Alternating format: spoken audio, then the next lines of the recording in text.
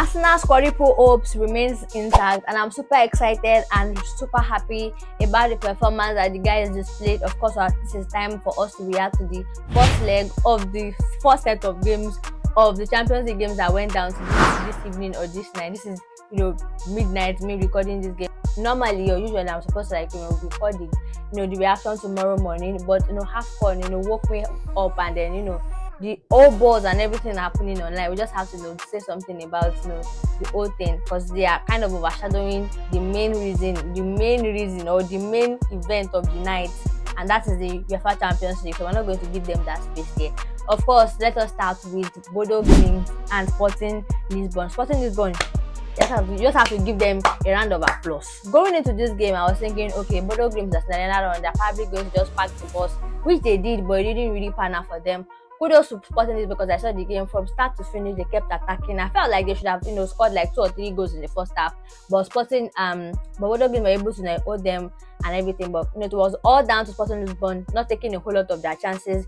Now, fortunately for them, they were able to overturn the tie, and they won 5-0 tonight, so 5-3 on aggregate, which means they are now into the quarterfinals. They're on to the quarterfinals. They'll be facing Arsenal, of course, which is going to be another interesting time, because they played each other. That was where kind of had the chance to see Gyökeres properly last season.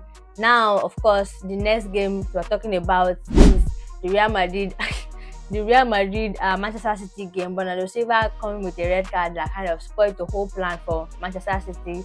Of course, after everything, Real Madrid were still able. Shout out to Vinicius Junior for stepping up without Mbappe and getting the 2 goals needed to cement their place in the quarterfinals. Of course, probably going to be Bayern Munich and Real Madrid facing each other and going at each other's neck in the quarterfinal of the Champions League this year. So let's now go to another game that went down, which is the main the main reason why we are here, the cooking of Chelsea, the funeral of Chelsea. We're here to cook Chelsea today because they are champions of the world. I saw a whole lot of videos going around where Chelsea fans were saying, oh, this is where you know why we're the champions, and why we're champions of the world, and why we've won different Champions League titles, and completed Europe, won Champions League, Conference League, and Europa League.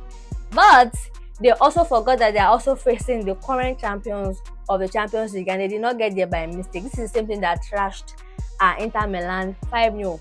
And this is not because PSG, they don't when they get to this stage, they don't mess about. They don't mess around. When they see a goal, you see them scoring like 5 goals from like 0.1